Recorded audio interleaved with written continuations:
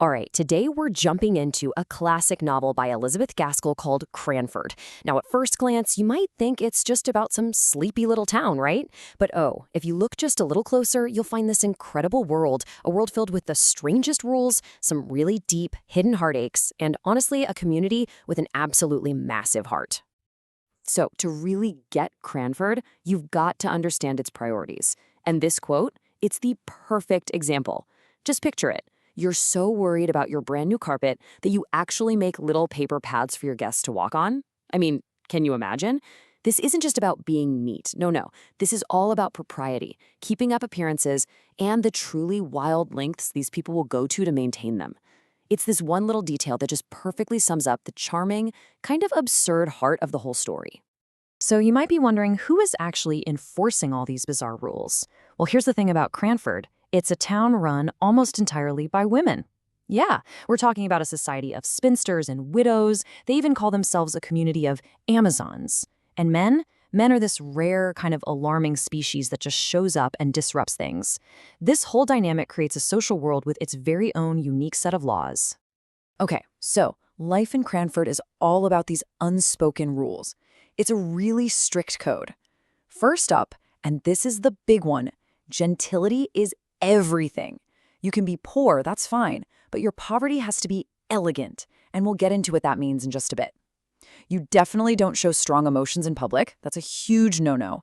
And men, well, like I said, they're treated like these fascinating but maybe dangerous creatures. But underneath it all, kindness is like the secret currency that keeps everything going. And the last rule, change is bad, like really bad. It's viewed with the deepest suspicion. And the person who's going to guide us through this wild little world is the gentle, super timid Miss Maddie Jenkins. See, for pretty much her whole life, she's been living in the shadow of her older sister, Deborah. And Deborah, well, she's the town's unofficial but totally acknowledged queen of propriety.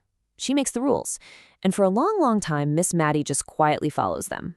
So how in the world does a whole community of women, most of whom don't have a lot of money, keep up these incredibly high standards? Well, it all boils down to two things: elegant economy and super rigid etiquette. In Cranford, proving you have good taste is way more important than proving you've got cash.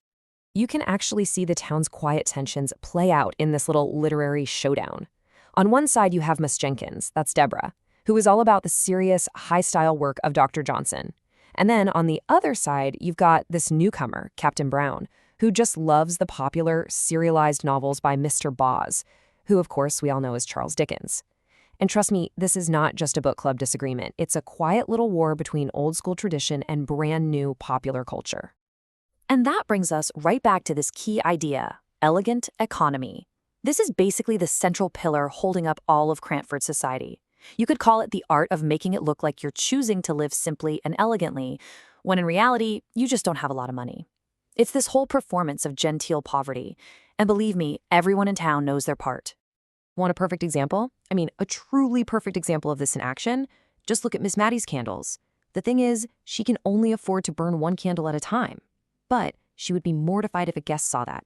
So what does she do? She keeps a second, unlit candle on the table, and she trims it every day so it's the exact same height as the one she's actually burning. It's all about keeping up the illusion of comfort, even if it takes all this constant sneaky effort. But you know, behind all those strict rules and all those polite little tea parties, there's this incredibly deep well of unspoken feeling. We're going to peel back that genteel facade now and look at the quiet heartaches hidden just underneath, especially when it comes to our heroine, Miss Maddie. So here's the story. Decades ago, when she was young, Miss Maddie was in love with this farmer, a Mr. Holbrook. But her family, well, they decided he wasn't enough of a gentleman, so she had to refuse him. Flash forward 30 years, and out of the blue, he's back. For one absolutely perfect day, they get to reconnect, and it's like all that lost time just disappears. But then, just as this incredible second chance seems possible, it's just ripped away. He says he's taking a trip to Paris, and then, a little while later, they get the news. He's died, suddenly. That little window of happiness, it slams shut almost as fast as it opened. And then, in this really rare, just heartbreaking moment, Miss Maddie lets her guard down. She reveals just how deep her sorrow goes. She tells a friend that she sometimes dreams she has a little child, a daughter she never had. This isn't just about a lost boyfriend from long ago. This is about an entire life she never got to live, a secret world of longing to be a mother that she has carried all by herself for decades. Okay, so this is where the story really takes a turn. A huge crisis hits, and it threatens to completely shatter Miss Maddie's fragile life. And it's right here, in this moment of total disaster, that Cranford's unspoken currency, that deep, deep well of kindness, is finally truly put to the test. It's like this awful 1-2 punch. First, her powerful sister Deborah dies, and for the first time in her entire life, Miss Maddie is just adrift. She's completely alone. And then comes the second blow, and this one is even more devastating. The bank holding every penny she has in the world collapses, just like that. So suddenly, Miss Maddie isn't just alone, she's broke, completely destitute. So just how bad is it? I mean, really? She's left with an annual income of £13. 13. That's it. To put that in perspective, that's about 5 shillings a week. It's nothing. It's an amount so small that for a gentlewoman like her, it means total and utter ruin. For everyone in Cranford, this is an absolute unthinkable disaster. But this is where we see what this community is really made of. The women of Cranford don't just sit around feeling sorry for her. Nope, they spring into action.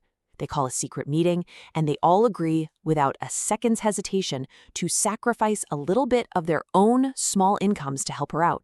But here's the truly brilliant part. It's how they do it. They know charity would absolutely humiliate her, so they make up this wonderful story about a forgotten investment that's finally paid out. They give her the money, but they do it in a way that saves her pride. It's just incredible.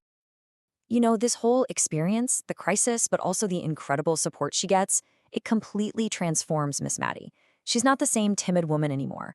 Feeling empowered by her friends, she does something that is just completely radical for a Cranford lady. She opens a business. Right in her own parlor, she starts a little shop selling tea and sweets. It might seem small, but it's this quiet, powerful act of rebellion against every single rule of gentility she's ever known. So it really seems like Miss Maddie has found her footing, right? She's built this new, stable life for herself. But the story isn't done with us yet. It's about to deliver one last absolutely amazing twist. And this one comes from deep, deep in her family's past. See, for decades, there's been this one big question hanging over the Jenkins family. What ever happened to their long-lost brother, poor Peter? The story goes that years and years ago, after a prank went wrong and he got a really harsh punishment from his dad, he just ran away to sea. And he was never, ever heard from again. For Miss Maddie, he's basically been a ghost, this sad family story she just calls Poor Peter. So one day, Miss Maddie is in her little shop. It's a totally normal day. A gentleman with gray hair comes in and asks for a pound of almond comfits, these little sweets she sells. It's an unusually large amount. She's a little worried he's being extravagant, so she looks up to gently suggest, maybe that's too much. And as she looks at his face, something just clicks. There's a look in his eyes, an expression that hits her right in the heart. It's a look she hasn't seen in 50 years. And she whispers this question, the one she's probably held inside her whole life. It is, "Oh, sir, can you be Peter?" And it is. It's him, her brother. He's come home. It turns out Peter went to India, made his fortune, and now, after all these years, he's come back. And he wants nothing more than to take care of his sister. He completely restores her finances, so she never has to worry about money again. But even more important than that, he fills her quiet, lonely house with laughter, with amazing stories from his travels, and with that incredible, irreplaceable joy of having family around you again. And that really brings us to the big takeaway, doesn't it?